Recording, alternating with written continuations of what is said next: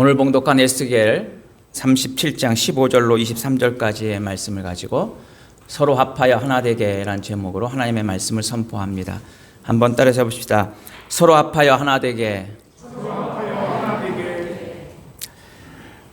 사람들은 누구나 하나가 되기를 원합니다. 그러나 또 한편 우리 내면 속에는 끊임없이 분리하고자 하는 욕망이 솟게 되지요.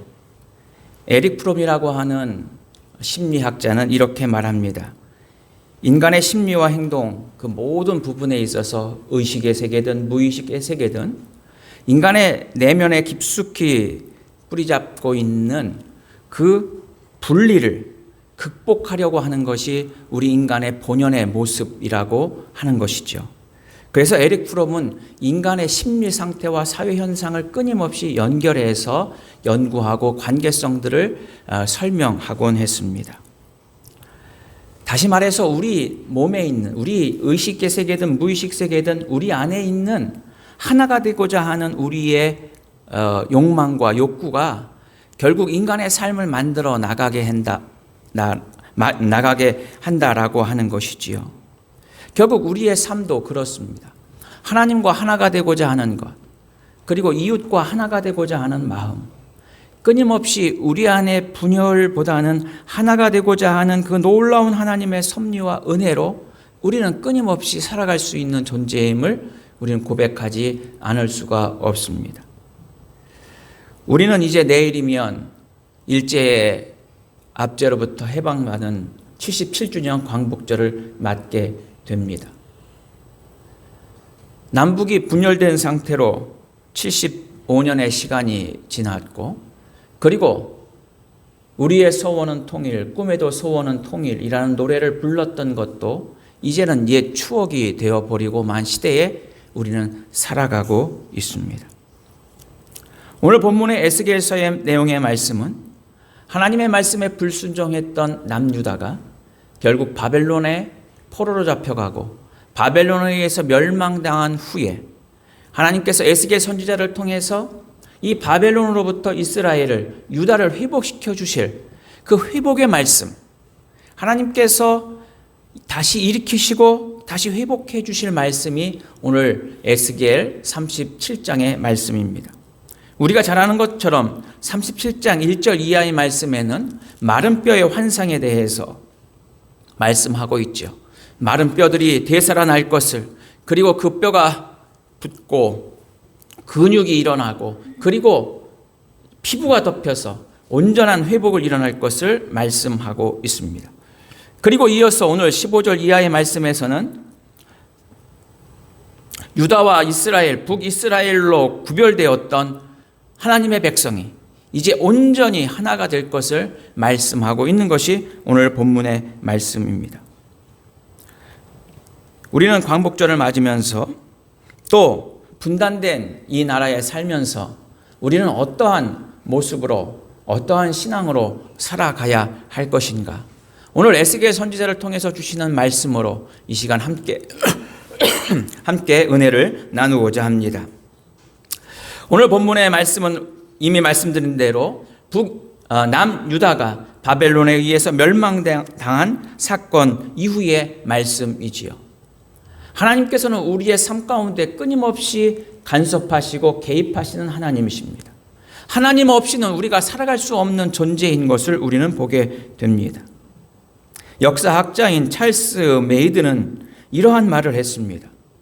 하나님께서 어떤 것을 망하게 하시면 그것이 나라이든 개인이든 분명히 망하게 된다. 두 번째로, 하나님의 심판의 맷돌은 너무나도 천천히 돌아가서 마치 우리가 그 맷돌을 돌리지 않는 것처럼 여겨지게 된다라고 하는 거죠. 쉽게 이해하자면 그겁니다. 우리가 지구가 자전하죠. 이렇게 돌잖아요. 이게 우리가 지금 이 지구에 살고 있기 때문에 모르는 거지, 이 속도가 엄청나게 빠른 속도입니다. 그러나 지구와 함께 돌기 때문에 우리는 전혀 그 속도를 느끼지 못하고 살아가는, 하나님의 심판의 맷돌이 돌아가는데 그것이 너무나도 크고 너무나도 속도가 느려서 그것을 의식하지 못하며 인간들은 살아가고 있다는 것이죠.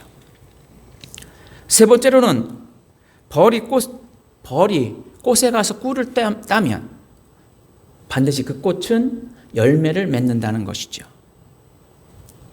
때로는 우리가 선한 의도를 갖지 않고 일을 행한다 할지라도 우리가 기대하지 못했던 결과가 오히려 선한 결과로 되돌아옴을 우리는 보게 됩니다.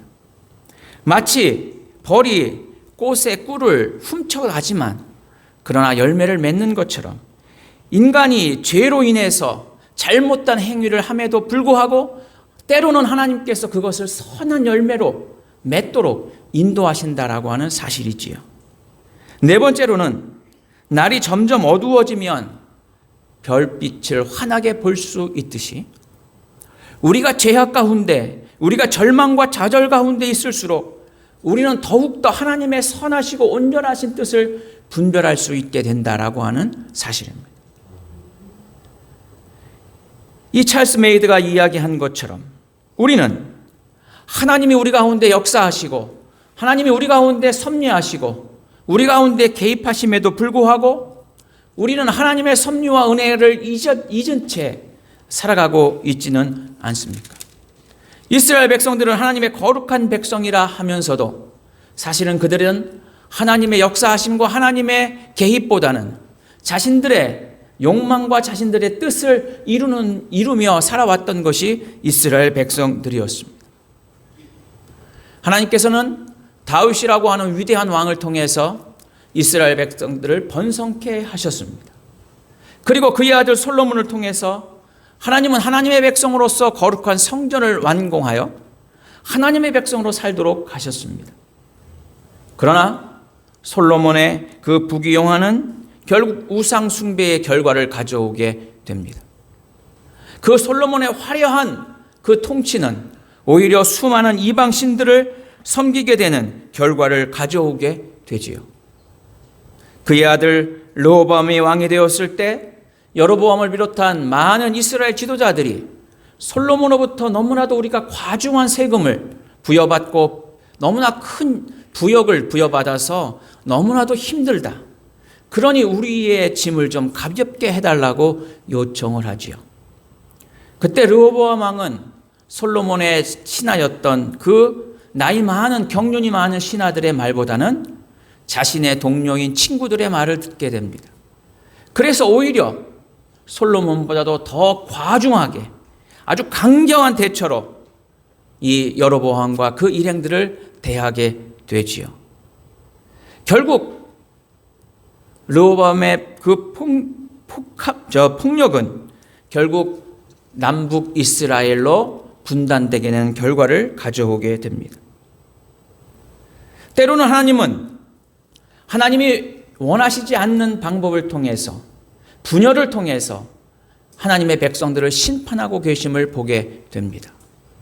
사랑하는 성도 여러분, 때로는 우리는 하나 되기를 강력히 원하지만 우리가 하나님의 뜻에 합하지 못하게 살아간다면 하나님은 우리를 끊임없이 나누고 분열하도록 인도하신다라고 하는 사실이죠. 그러므로 결국 이스라엘의 분열은 이스라엘 죄악들에 대한 하나님의 심판이었습니다. 결국 죄는 분열을 가져오게 됩니다.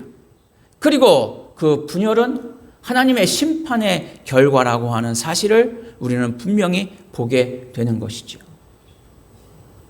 한 민족이었던 우리가 75년이 넘게 이같이 남북으로 나누어 살아가고 있는 그것은 바로 우리의 죄의 결과이요.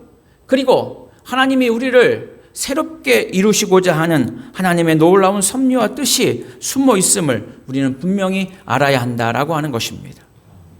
하나님은 이같이 나라를 잃고 뿔뿔이 흩어졌던 이스라엘 백성들, 유다 백성들을 하나님께서는 하나가 되게 하시겠다고 말씀하십니다. 17절 말씀에 보면 그 막대기를 서로 합하여 하나가 되게 하라 말씀하고 있죠. 하나님은 에스겔에게 막대기 2개를 준비할 것을 말씀하십니다. 하나에다가는 16절의 말씀처럼 에브라임의 막대기, 다시 말해서 요셉과 그 이스라엘 지파들을 쓰게 하고, 그리고 다른 막대기에는 유다와 이스라엘 자손들이라 쓰라 합니다. 그리고 그 둘을 합하여 하나가 되게 하라 말씀하고 있지요. 하나님께서 원하시는 것은 하나님의 백성이 하나가 되기를 원하십니다. 하나님이 원하시는 그 하나는 온전한 회복을 의미하는 것입니다. 16절 말씀을 잘 봅시다. 그 막대기들을 서로 합하여 하나가 되게 하라. 그리고 이어서 말씀하십니다. 내 손에서 둘이 하나가 되리라. 하나님께서 에스겔에게 하신 말씀은 무엇입니까? 내가 이스라엘 백성들을 하나님의 백성이기에 하나가 되게 할 것이다 말씀하시지 않고 하나가 되게 하라. 내 손에서 하나가 되게 하라 라며 에스겔에게 사명을 주시고 있다라고 하는 것이죠. 하나님께서는 오늘 우리에게도 마찬가지입니다. 이 민족을 하나가 되게 하겠다 말씀하시는 것뿐만이 아니라 오늘 우리에게도 그 사명을 주고 계십니다. 내 손에서 하나가 되게 하라. 내가 하나가 되게 하라 말씀하시고 있는 것이지요. 19절 말씀에 또 하반절 말씀에도 말씀하고 있습니다. 이스라엘 백성들이 이 막대기가 무엇입니까? 라고 묻거든 그때 하나님께서 에스겔에게 말씀하신 거죠. 이 막대기는 요셉과 이스라엘 지파 그리고 유다의 막대기를 하나로 하게 한 것이다. 그리고 19절에 보면 내 손에서 하나가 되리라. 여기서 내 손이라고 하는 것은 바로 에스겔 이스라엘 백성들의 손에서 하나가 되게 하리라고 하신 하나님의 말씀을 다시 한번 되새기라고 하는 말씀입니다. 그러므로 하나님은 내 손에서 이스라엘 백성들의 손에서 하나님의 사람 에스겔의 손에서 그리고 하나님의 백성 이스라엘 백성들의 손에서 흩어졌고 파괴됐고 분열되었던 이스라엘 백성들이 온전히 하나가 될 것을 말씀해 주시고 있는 것이지요. 하나님께서 오늘 우리에게도 말씀하십니다. 내 손에서 하나가 되리라. 우리는 우리의 손으로 어떻게 해야 합니까? 먼저 우리는 하나님 앞에 기도하는 자가 될 수 있어야 한다라고 하는 것입니다. 우리는 끊임없이 우리 민족의 통일을 위해서 기도하는 자가 되어야 합니다. 제가 군목으로 있을 때 서울에 있는 큰 교회에서 매달 그 GP, 다시 말해서 이게 북한군을 감지할 수 있는 그 철책선 안쪽에 GP를 기도처로 변경해서 그 기도처에서 매달 한 번씩 와서 기도회를 했습니다. 민족의 통일을 위해서 뜨겁게 기도하는 교회였습니다. 그리고 대부분의 그 기도회에 참석하시는 분들은 대부분의 북에서 내려온 실향민들과 그의 자녀들이었습니다. 하나님께서는 오늘 우리에게 우리가 이 민족의 통일을 위해서 이 민족의 하나됨을 위해서 우리 믿음의 백성들이 깨어 기도하기를 원하시고 계십니다. 우리의 손이 기도의 손이 되도록 합시다. 그래서 이 나라 이 민족이 하나가 되는 길은 바로 우리 그리스도인들의 기도에 의해서 이루어졌음을 고백할 수 있는 우리의 복된 믿음의 삶이 되어야 될 줄로 믿습니다. 또한 우리가 우리 손으로 할 수 있는 것은 무엇입니까? 그것은 바로 우리가 받은 하나님의 사랑을 우리의 손으로 나누어 주는 자가 될 수 있어야 한다라고 하는 것이지요. 사랑이 사라지면 증오가 생길 수밖에 없습니다. 사랑이 사라지면 미움과 갈등 그리고 다툼이 일어날 수밖에 없습니다. 우리 사회에 끊임없는 다툼과 갈등이 일어나는 가장 큰 요인은 무엇일까요? 그것은 바로 서로에 대한 이해가 부족하기 때문입니다. 이해하지 못하면 오해합니다. 오해하면 다툼이 일어나게 됩니다. 갈등이 일어나게 되고 결국은 나눔이 이루어질 수밖에 없는 것이지요. 하나님께서는 우리를 사랑하셔서 독생자 예수 그리스도를 우리에게 보내주셨습니다. 예수 그리스도께서는 우리를 사랑하셔서 십자가의 목숨을 내어놓기까지 하나님의 뜻에 철저히 복종하셨습니다. 그러므로 우리는 하나님과 우리가 하나가 될 수 있었습니다. 우리가 하나님과 하나가 될 수 있는 것은 바로 예수 그리스도의 십자가 사건 때문입니다. 그러므로 우리는 예수 그리스도의 십자가 사건을 믿고 하나님의 사랑을 받은 자로서 우리의 손으로 하나님의 사랑을 나누어 줄 수 있는 우리의 복된 믿음의 삶이 되어야 한다라고 하는 사실이지요. 우리는 얼마나 다른 사람을 이해하고 그리고 다른 사람을 사랑하며 살아가고 있습니까?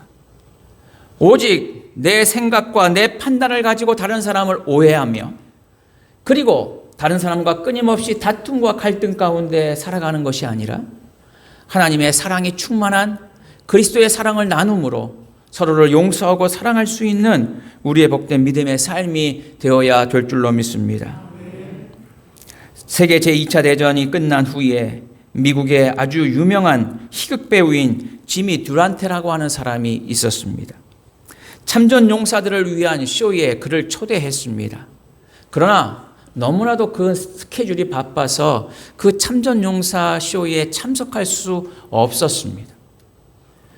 근데 그 쇼를 기획한 사람이 여러 방면으로 그 듀란테를 섭외하도록 했죠. 그리고는 그 듀란테에게 단 1분만이라도 그 무대에 올라가서 서 있어 주기를 기대했습니다. 간신히 이 듀란테를 섭외했고 그리고 듀란테는 참전 용사들이 있는 그곳에 무대에 올라서서 1분을 서 있기로 약속을 했습니다. 말하는 것도 아니었고 그리고 연극을 하는 것도 아니었고 단지 1분 서 있는 것뿐이었습니다. 그러나 그는 그곳에 올라가서 1분이 아닌 더 많은 시간이 흘러도 내려올 줄 몰랐습니다. 그래서 그 쇼를 진행한 사람이 이 듀란테에게 묻습니다. 당신은 1분 동안만 서 있기로 했는데 어찌해서 그 오랜 시간을 서 있었습니까? 그러자 듀란테가 이야기합니다. 저 앞에 있는 두 분을 보십시오.